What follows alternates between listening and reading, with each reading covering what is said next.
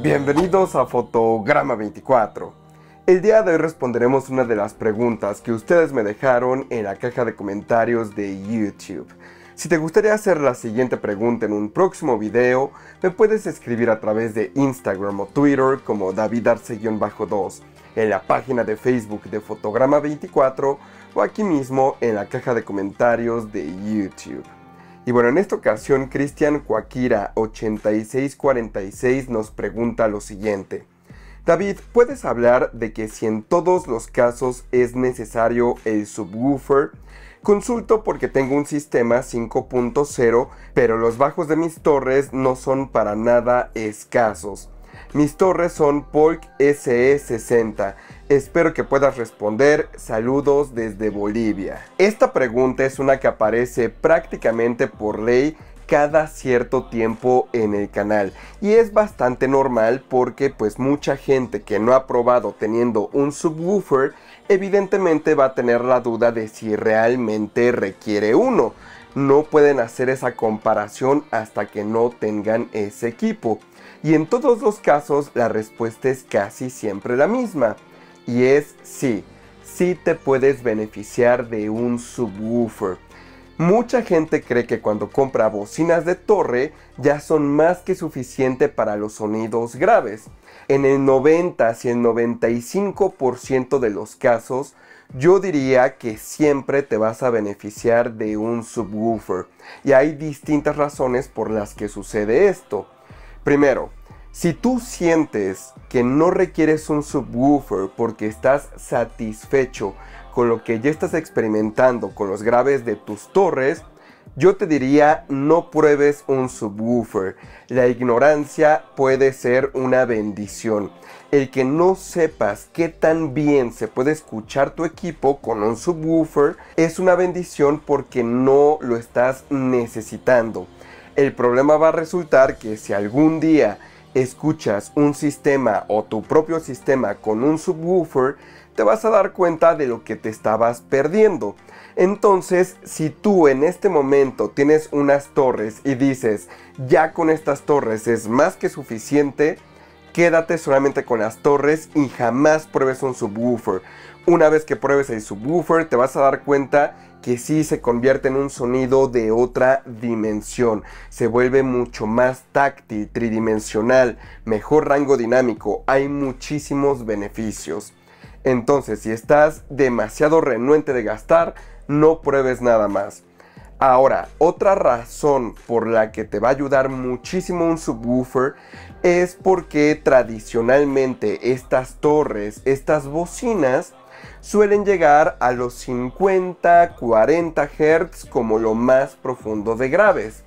Ahora, ¿esto es un grave anémico? No, no es un grave anémico, pero definitivamente hace falta un rango de sonido que sea mucho más profundo.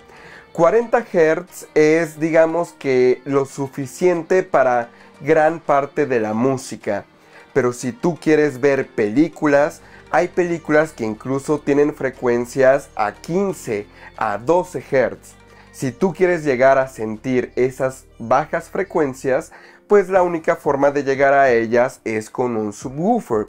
Ahora, también hay subwoofers que llegan mucho más profundos que otros. Entonces, asegúrense que si ustedes quieren llegar a los 12 Hz, compres el subwoofer adecuado. Si tú solamente quieres llegar a 20 Hz, que sería mi recomendación específicamente para películas, pues sería más que suficiente. Yo, por ejemplo, aquí en mi sala de cine en casa, bueno, en mi sala de proyección, porque la sala de cine en casa es la de Sonos. En la sala de proyección, ahí yo tengo dos subwoofers. Estos subwoofers los utilizo en modo sellado. Son los PV1000 Pro.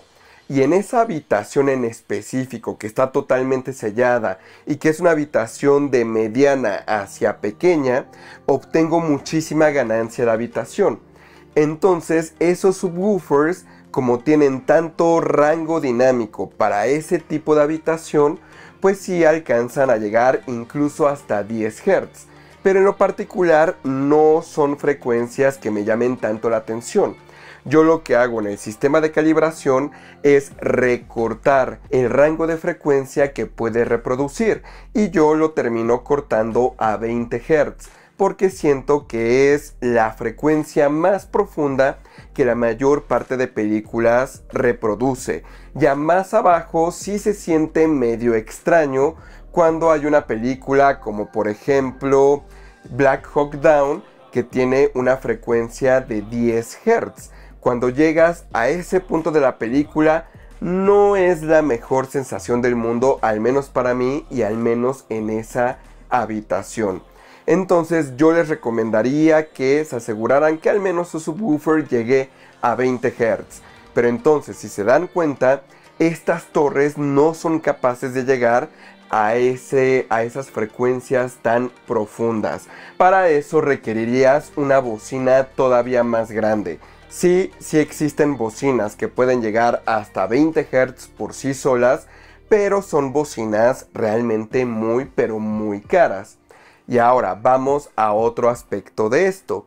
Si tú tienes un receptor de cine en casa y tú quieres maximizar la potencia, la claridad, que todo se escuche sin distorsión, pues un subwoofer te va a beneficiar muchísimo. Normalmente los subwoofers para cine en casa son subwoofers activos. Eso significa que tienen su propio amplificador y por lo tanto están diseñados para reproducir frecuencias graves. Las frecuencias graves son las frecuencias de sonido que utilizan más energía. Entonces, si tú estás utilizando un receptor de cine en casa para alimentar los graves de unas bocinas de torres, estás desperdiciando muchísima potencia de tu receptor y al mismo tiempo estás corriendo el riesgo de que llegue a distorsionar más pronto de lo que tú quisieras. ¿Por qué? Porque en cuanto tú subes el volumen, pues la energía y la impedancia va a ir cambiando. Y por lo tanto, tal vez tu receptor pueda llegar a su límite y por lo tanto generar distorsión y por lo tanto puede terminar quemando una bocina.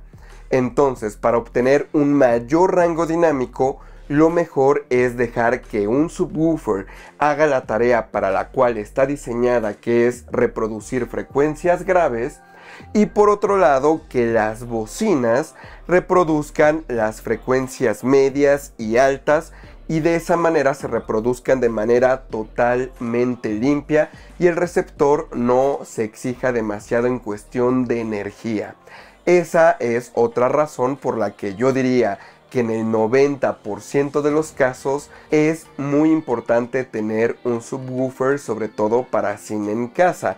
Si a ti te gustan los graves, definitivamente la mejor manera de hacerlo es teniendo un subwoofer. Si a ti no te gustan los graves y los quieres evitar, pues no te preocupes, no es obligatorio tener un subwoofer. Mejoraría muchísimo la experiencia, sí, pero no es una obligación ni te vas a morir por no tenerlo. Ahora, la tercera razón por la que es muy importante tener una bocina de graves, si realmente quieres aprovechar esas frecuencias ultra profundas, es porque las posiciones de las bocinas son posiciones muy específicas. Deben de estar al frente, deben de tener un cierto ángulo de inclinación hacia el oyente, al mismo tiempo deben de estar cerca de los muros traseros, pero al mismo tiempo no tan cerca porque puede destruir la imagen de la bocina. Entonces tienes que buscar un equilibrio entre la distancia del muro y la bocina. Todo eso es muy importante. Pero ahora, si nos estamos enfocando mucho en crear la mejor imagen de sonido para ese par de bocinas, no necesariamente donde terminen estando esas bocinas va a ser el mejor lugar donde se van a reproducir los graves. Las frecuencias graves son frecuencias de sonido que son gobernadas por la habitación. Son las más susceptibles a sonar bien o mal dependiendo del tamaño de la habitación, la geometría y el volumen. El volumen me refiero al espacio que hay dentro de la habitación. Entonces, por eso también es muy importante tener un subwoofer. Si tú tienes un subwoofer, puedes poner las bocinas en la posición ideal para tu imagen de sonido y el subwoofer lo puedes poner en el lugar que sea ideal para los graves. Si ustedes han tenido un subwoofer o una bocina que reproduce frecuencias muy profundas, se dan cuenta que en un lugar de la habitación se escucha sumamente fuerte esas frecuencias graves, se escuchan muy dominantes, pero la mueven unos cuantos centímetros, un metro incluso, de pronto se dan cuenta que ya no se escucha el grave. Y es que la física así funciona con las frecuencias más profundas.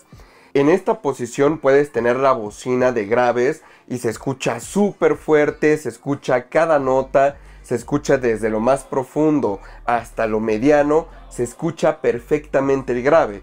Pero te pasas a este lado y de pronto no se escucha nada. Se escucha totalmente anémico. Y estamos hablando literal, ustedes lo están viendo en la cámara, de esta posición a esta otra posición. Estas dos posiciones pueden crear una enorme diferencia en cuestión de reproducción de graves.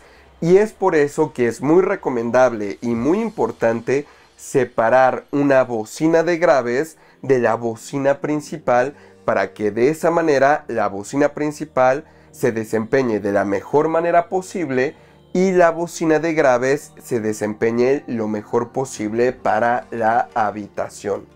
Ahora, hay muchos audiófilos de música que son conservadores que se resisten a tener un subwoofer.